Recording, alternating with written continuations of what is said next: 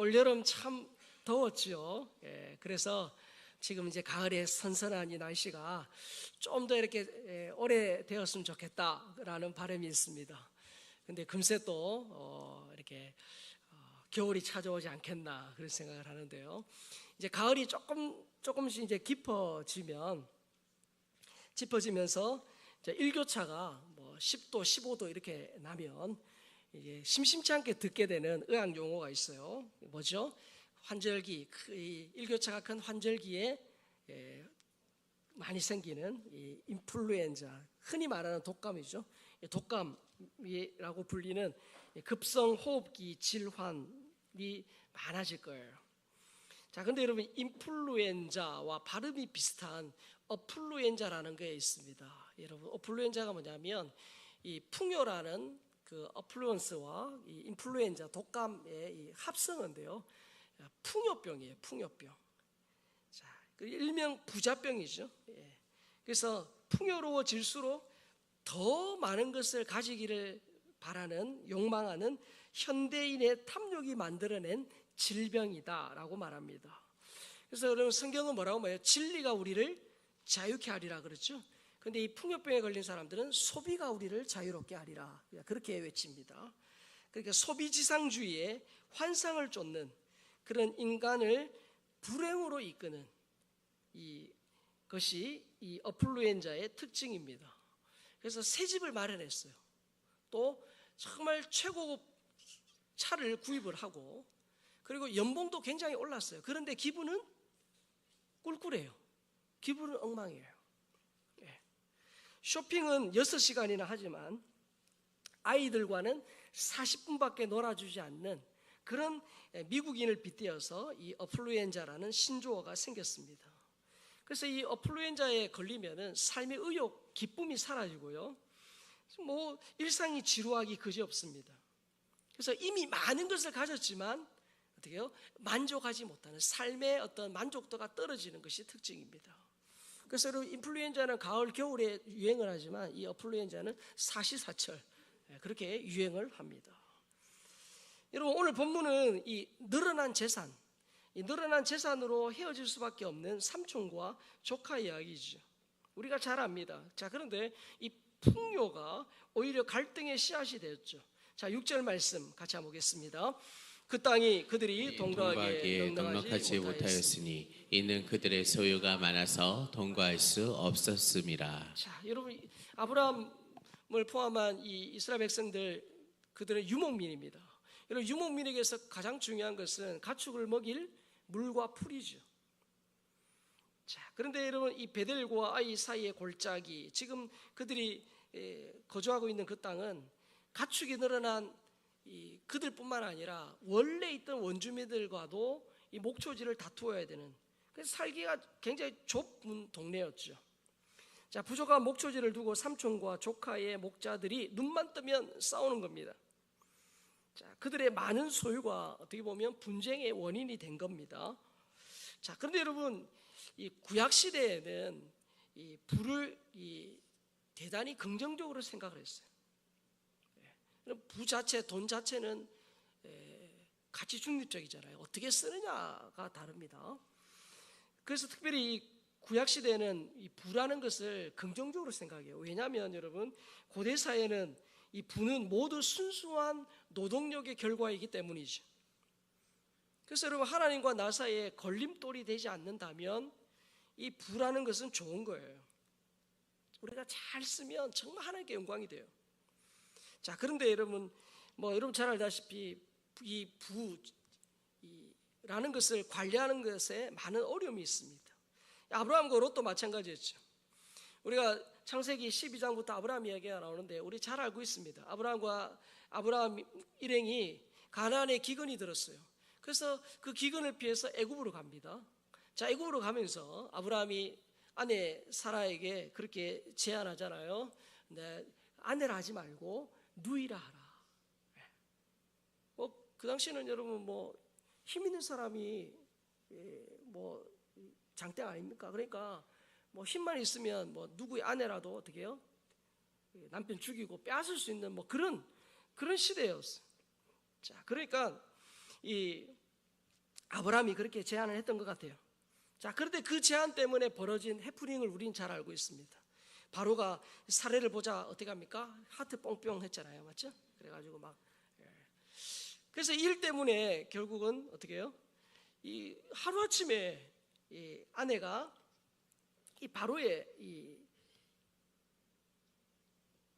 궁정으로 들어갈 그런 이 처지가 된 겁니다. 자, 근데 하나님께서 그때 어떻게 하십니까? 그때에 하나님이 극적으로 하나님이 개입을 하십니다. 그래서 그 하나님께서 그런 상황 속에서 이 일 때문에 결국 어떻게 됩니까? 그들이 많은 은금 패물 가축을 바로로부터 받아서 나오게 됩니다.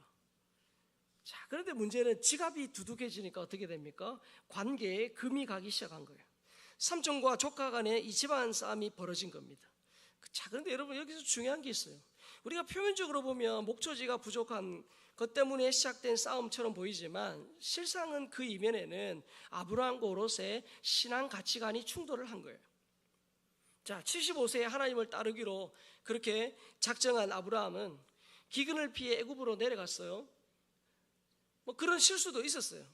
하지만 이 아브라함은 하나님 말씀 한마디에 갈대아 우르 땅을 떠나온 그런 정도로 하나님의 말씀을 쫓았던 자입니다. 자, 아브라함의 인생을 보면 뭐 신앙의 어떤 이 굴곡도 있고 어떤 그런 우여곡절도 있었지만 그래도 하나님의 말씀을 따라가는 신본주의자예요. 자, 그러나 롯은 다릅니다. 자, 아브라함이 떠나니까 덩달아 길을 나서는 거예요. 물론 롯도 하나님의 백성이고 하나님을 믿지만은 아브라함처럼 말씀에 그렇게 붙들린 사람은 아닙니다. 하나님을 믿었지만 말씀을 삶의 최우선으로 생각하지 않았습니다. 롯은 눈에 보이는 것을 중시하는 현실주의자예요. 자, 롯이 왜 현실주의자냐?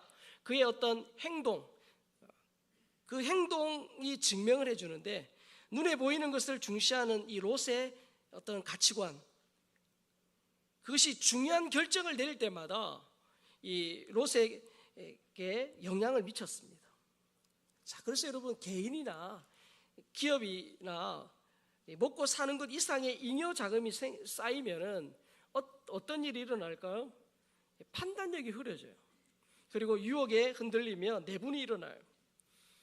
어떻게 아느냐? 이런 전무후무한 그런 부귀영화를 누렸던 솔로몬 보세요. 모든 것이 잘 되고 부족함이 없을 그때에 오히려 그가 타락의 늪으로 빠졌지 않습니까? 그래서 여러분 우리 사람들이 흔히 말합니다. 경제가 문제야. 예전에 그런 말들이 많았는데 여러분 돈이 모든 것을 다 해결할 것처럼 보이지만 이 풍요가 우리 삶의 문제를 다 해결해 주지 못해요. 돈이 늘어나면 근심도 함께 늘어나기 마련입니다. 그래서 여러분 화장실이 2개 있는 집에서 3개 있는 집으로 가는 게 쉽지 않잖아요, 맞죠? 또 화장실 2개 있는 집에서 3개 있는 집으로 가면 삶의 모든 문제가 해결될 것처럼 생각하지만 그렇지 않습니다. 오히려 고민과 갈등이 더 많아져요. 자, 8절 말씀만 볼까요? 자, 시작.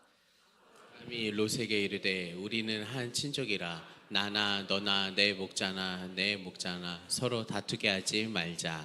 자, 이런 갈등이 생겼을 때 어떻게 합니까? 아브라함이 먼저 롯을 찾아갑니다. 여러분 상식적으로 생각해도 이 롯이 아브라함을 찾아가서 가는 것이 예의죠. 왜냐? 세상에서는 아랫사람이 윗사람을 먼저 찾아가기 때문이에요. 자, 그러나 아브라함이 먼저 롯의 집에 문을 두드립니다. 사실 문제 해결이 여기서부터 시작이 돼요. 여러분 죄를 범한 아담, 그가 하나님의 낯을 피해서 숨어 있었습니다. 여러분 아담과 하와가 죄를 지었으니까 하나님께 빨리 찾아가서 무릎을 꿇고 하나님 잘못했습니다, 용서해 주십시오 라고 말해야 옳지 않겠습니까? 그러나 이 피해자이신 하나님이 가해자인 아담과 하와를 찾아갔어요. 거기서부터 문제가 해결이 시작이 됐죠.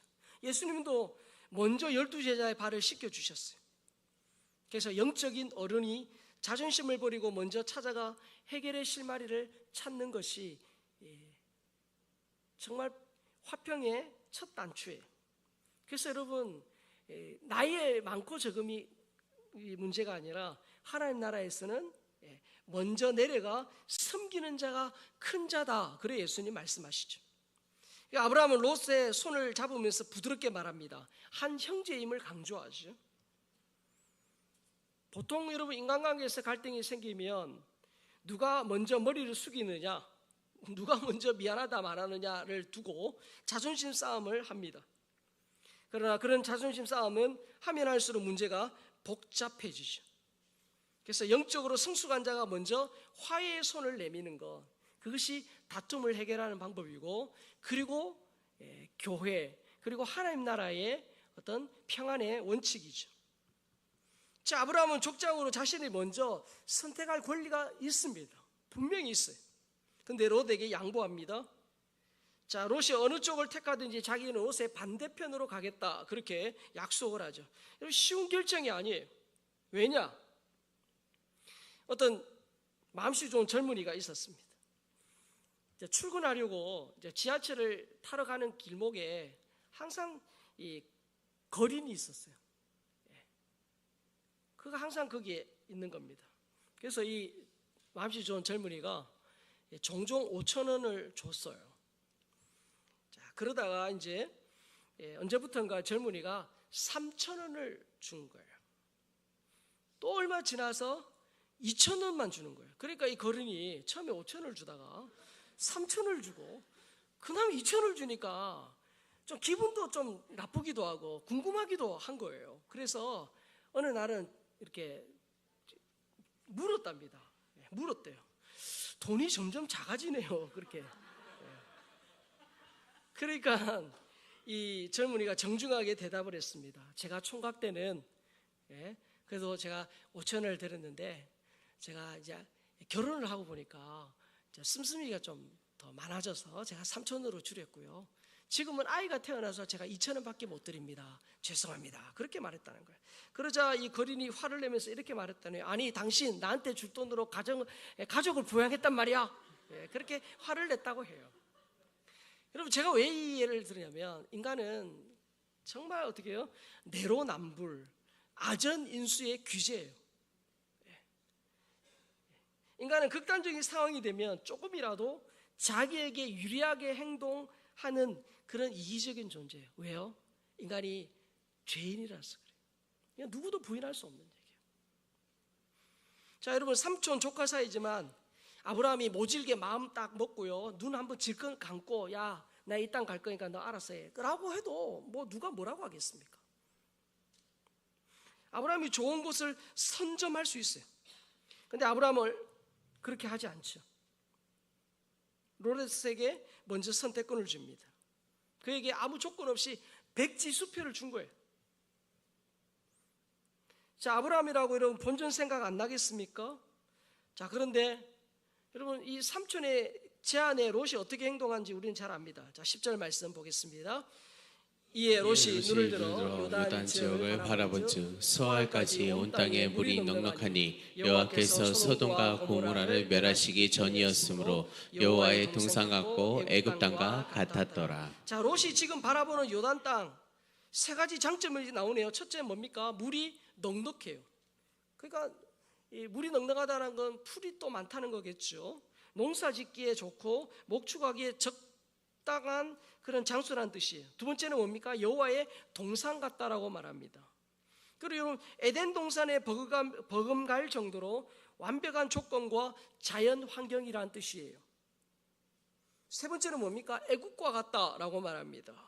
여러분, 이 롯은 얼마 전에 이 지금의 미국과 같은 애굽을 보고 왔어요.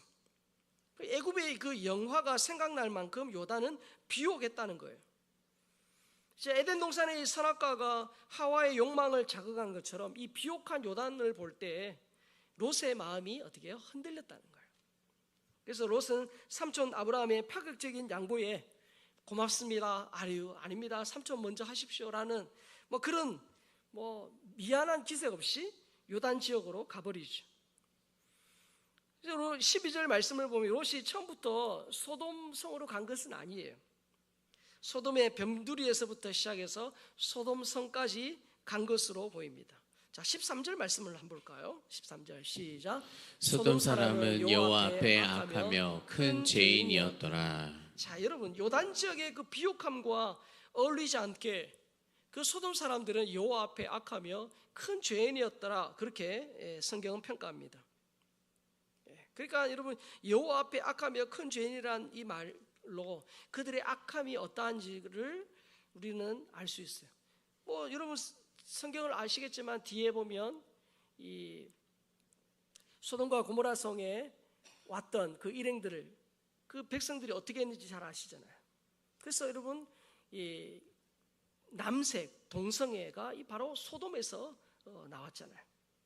이런 독버섯이 화려하듯이 이 악은 보기 좋고 탐스러운 모습으로 포장되어 있다는 거예요. 자, 그래서 여러분 롯은 이 풍요로운 삶에 취해서 화려한 그 보이는 그것에 그렇게 마음을 빼앗겨서 요단 동편 소돔의 주변에서 나중에 결국은 소돔성까지 들어가게 됩니다. 주변의 악에 무감각해진 거죠. 창세기 14장에 보면 롯은 그 화려한 겉모습만 보고 내린 잘못된 선택 때문에 결국 나중에 전쟁 포로가 돼요. 그때 아브라함이 집에서 훈련된 사병으로 훈련한 이 318명을 데리고 가서 롯을 극적으로 구출해 옵니다. 하지만 이 소돔과 고모라 땅에 계속 머물러 살던 롯은 창세기 19장에 보면 결국 하나님이 그 소돔 고모라 성을 유황과 불비로 그렇게 심판하실 때 빈손으로 급하게 빠져나가요. 그리고 평생 모은 재산 잿더미가 되죠. 아내는 소돔 기둥이 돼요. 그 일 때문에 딸들과의 큰딸 작은딸과의 관계에서 태어난 그 민족이 지금도 어떻게 해요? 이스라엘과 앙숙 관계예요. 그러니까 롯이 화려한 거 대단해 보이고 풍요를 쫓아갔던 그의 어떤 결정, 선택이 어떠했는가라는 것을 우리가 역사를 통해 보게 되죠. 자, 롯의 그런 이기적인 선택에 대해서 칼빈이 이렇게 말했습니다. 같이 한번 읽어볼까요? 시작. 우리는 롯의 이야기를 통해 우리의 눈이 그렇게 신뢰하는 것이 아님을 배우도록 하자. 그리고 눈에 보이는 것에 사로잡히지 않고 부지 중에 많은 악을 휩싸이지 않도록 반드시 경계하는 것을 배워야 한다.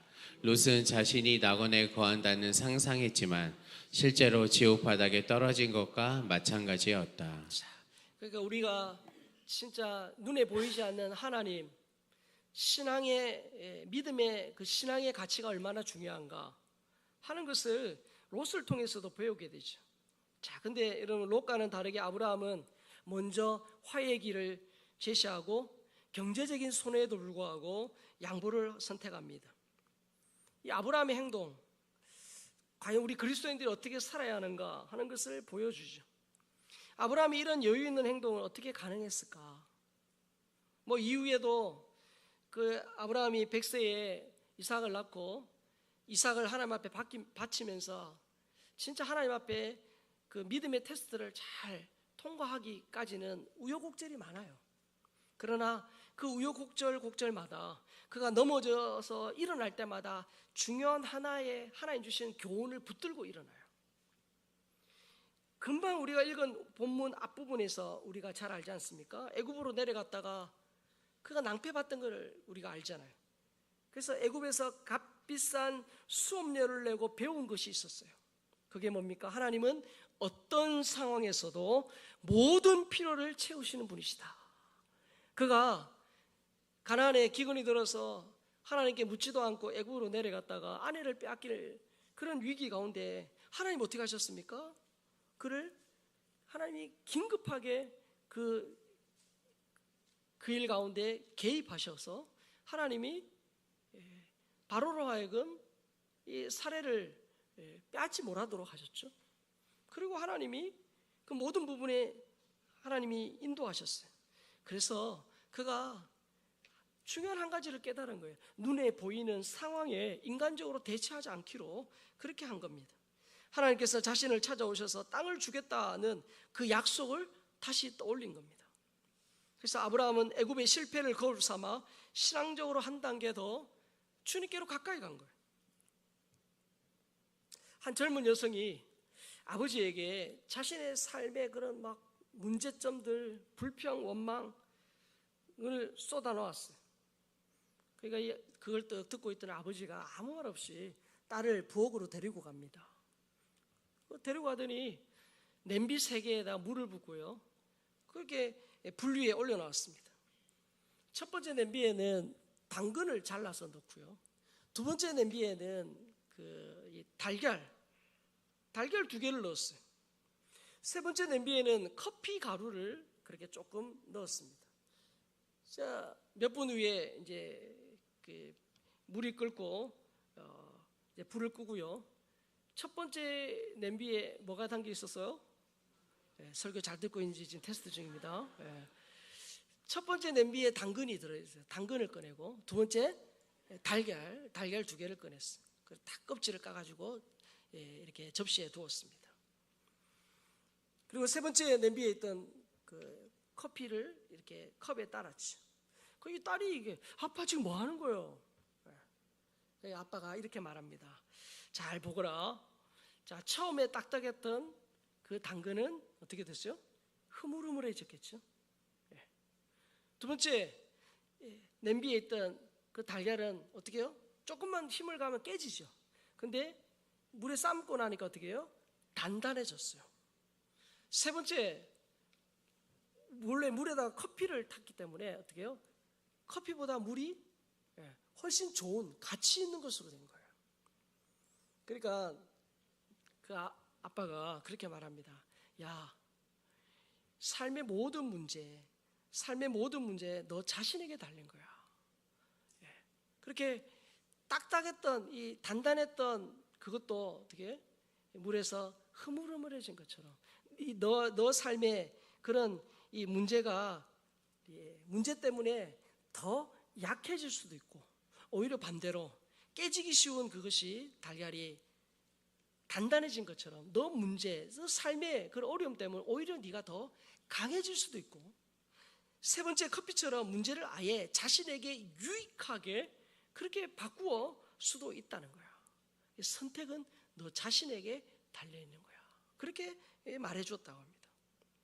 그러니까 여러분, 이 아브라함과 롯의 이야기도 마찬가지예요. 우리는 여러분 수많은 선택을 하고 살아요. 여러분들이 우리가 평생을 살면서 얼마나 많은 선택을 하고 살까요? 저도 아침에 어떤 넥타이를 멜까 한참 고민하다가 이 넥타이를 메고 온 거예요. 선택의 연속이에요, 우리 인생은. 그래서 여러분, 적어도 우리 예수 믿는 사람들은 현생과 내세에서 가장 잘한 선택이 있어요. 그게 뭘까요? 예수를 만난 거예요. 물론 하나님 은혜로 내가 예수님이 믿어졌고 하나님이 나를 구원해 주셔서 믿었지만, 그 결정인 순간에 내가 예수 믿겠습니다라고 결정하는 거 어떻게 해요? 내가 한 거거든요. 그래서 여러분, 이 장폴 사르트르가 이런 말을 했어요. 여러분 아마 들어보셨을 거예요. 인생이란 B와 D 사이의 C다. 인생은 어떻게 해요?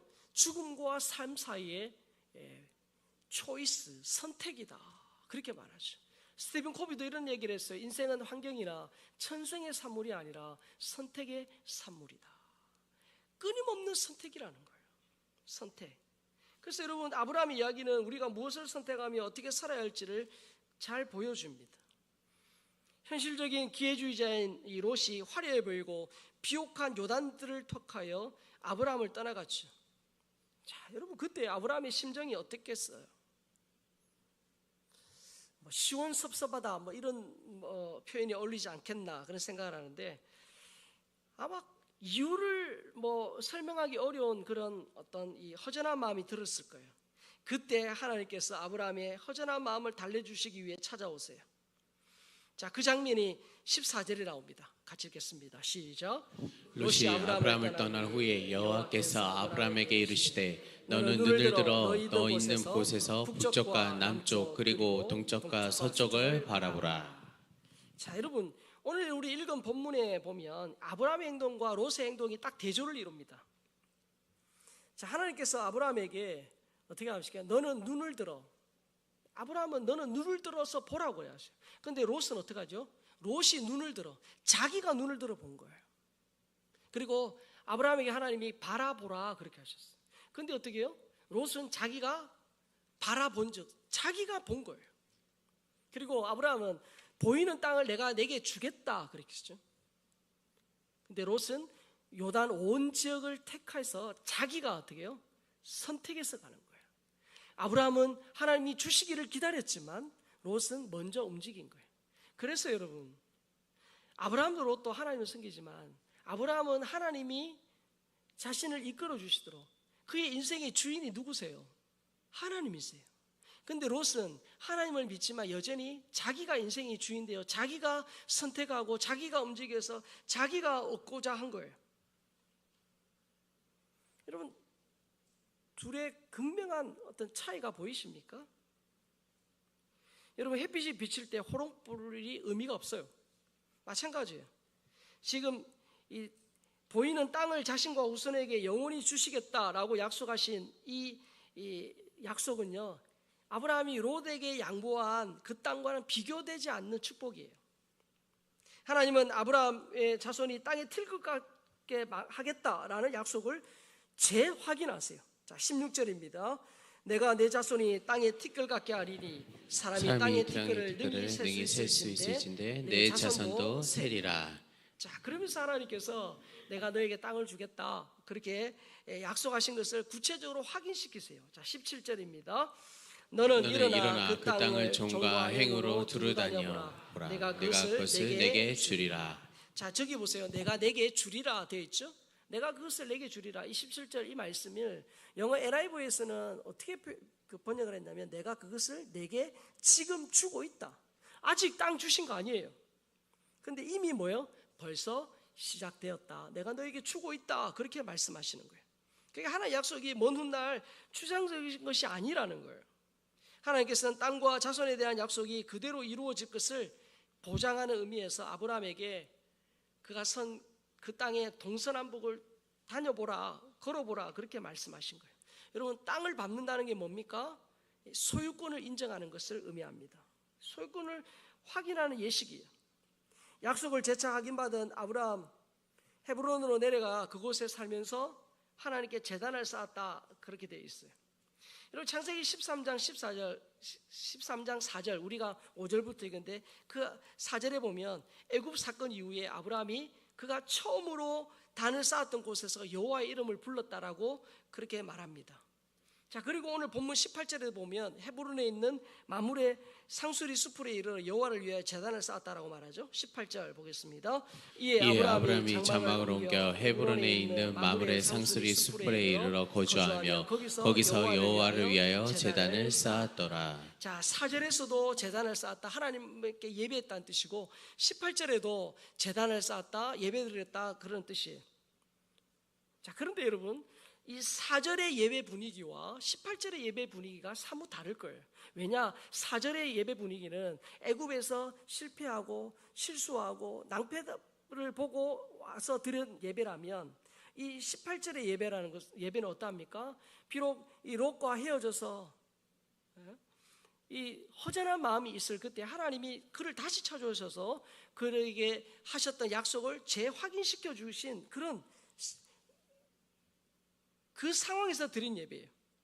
그러니까 여러분, 4절의 예배는 애굽에서의 실패에 대한 후회와 하나님께 대한 죄송한 마음이 컸다면 18절의 예배는 이 약속의 재확인에 대한 감사로 드리는 예배였다는 거예요. 자, 근데 여러분, 이 롯도 아브라함만큼은 아니지만 부자예요. 자, 그러나 둘의 결정적인 차이가 뭡니까? 제단의 유무예요. 하나님을 예배했느냐 그렇지 않느냐의 차이예요. 롯이 제단을 쌓았다라는 기록은 성경 어디에도 없어요. 롯은 아브라함과 견줄 만한 재산은 있었는지 모르겠지만 아브라함 같은 신앙은 없었다는 거예요. 제단의 유무가 여러분 아무것도 아닌 것 같죠? 하나님을 예배하는 것, 하나님을 경외하는 것이 아무것도 아닌 것 같죠? 그러나 그 차이는 어마어마합니다. 훗날 아브라함과 롯의 인생은 하늘과 땅 차이가 난 거예요. 그래서 여러분, 아브라함의 후손과 롯의 후손 지금도 보세요. 그 차이가 어마어마합니다. 여러분, 사람은 롯처럼 성공과 출세의 빠른 길이 어디 있느냐에 관심이 많아요. 어느 줄에 서야 되느냐, 누구 곁에 가까이 있느냐. 그래서 내가 얼마나 빨리 성공할 것이냐를 늘 생각해요. 그러나 성경은 빠른 길이 아니라 늦다 할지라도 아브라함이 걸어갔던 그 믿음의 바른 길을 걸어가라, 그렇게 권면하죠. 시편 전체의 주제 말씀인 시편 첫 시장은 이렇게 시작되죠. 시편 1편 1, 2절 같이 읽겠습니다. 시작. 복 있는 사람은 악인들의 꾀를 따르지 아니하며 죄인들의 길에 서지 아니하며 오만한 자들의 자리에 앉지 아니하고 오직 여호와의 율법을 즐거워하여 그의 율법을 주야로 묵상하는도다. 악인들의 꾀 따르지 않고 죄인의 길에 서지 않고 오만한 자들의 자리에 앉지 않는다. 여러분, 어떻게 보면 이 악인들의 꾀를 따르고요, 죄인들의 길에 서고 오만한 자 편에 서는 것이 세상에서는 빨리 출세하고 성공하는 것처럼 보일지 몰라요. 그러나 그 길은 하나님이 인정하지 않는. 사랑하는 성도 여러분, 우리가 주님 앞에 서는 그날까지 우리의 걸어온 과거의 길을 돌아보고 앞으로의 길을 생각해야 돼요. 과연 우리가 빠른 길로 왔냐, 아니면 진짜 느리지만 바른 길로 가고 있느냐. 여러분, 빠른 길보다 중요한 게 바른 길입니다. 여러분, 하나님과 죄인들의 이 깨어진 관계, 우리 지옥 가야 될 우리를 위해, 우리를 구원하시기 위해 뭐 많은 방법이 있겠죠. 그러나 예수님이 친히, 하나님 되신 그분이 이 땅에 친히 오셔서 우리와 같은 출생, 유년 시절, 청소년 시절, 그리고 이 땅에서 33년 계시면서 특별히 공생의 3년 동안 복음을 전하시고 십자가에서 피 흘려 돌아가신 그 방법은요, 빠른 길이 아니에요. 참 빠른 길이 아니에요. 어떻게 보면 사도 바울의 고백처럼, 당시의 사람들의, 헬라 사람들의 고백처럼 미련한 길이에요. 굉장히 더딘 길이에요. 그러나 그 길이 하나님께서 원하시고 기뻐하시는 바른 길이기 때문에 예수님이 그 길을 걸어가신 거예요. 예수님의 십자가 사건은 우리 인생의 모든 선택에서 바른 길을 걸어가라, 반짝거리는, 눈에 보이는 화려한 그것을 쫓아가지 마라, 더뎌 보여도 하나님 말씀 안에 살아라, 믿음의 길을 걸어가라 라는 거죠. 여러분, 아무리 그 길이 빨라 보여도 바른 길이 아니면 하나님 앞에서 그 길을 걷지 않을 수 있는 용기와 믿음이 필요해요. 하나님을 경외하고 영혼을 살리고 영혼을 복되게 하는 그 일, 그 바른 길, 그 길이 진짜 우리 인생에 행복을 가져다 줘요. 롯처럼 이기적이고 어떤 경제적인 것만 따라가시면 안 돼요. 더디 보이고 비록 좀 손해 보인다 할지라도 그 길이 믿음의 길이라면, 그 길이 진짜 영혼을 살리고 영혼을 복되게 하는 길이라면 그 길을 걸어갈 때 결국은 끝에 어떻게 하세요? 하나님이 역전시키세요. 하나님이 일하세요. 우리는 그것을 믿고 이번 한 주간도 정말 빠른 길이 아니라 바른 길을 가고 믿음의 길을 가고 하나님을 위한 그런 선택을 하는 저와 여러분 될 수 있기를 주의 이름으로 축원합니다.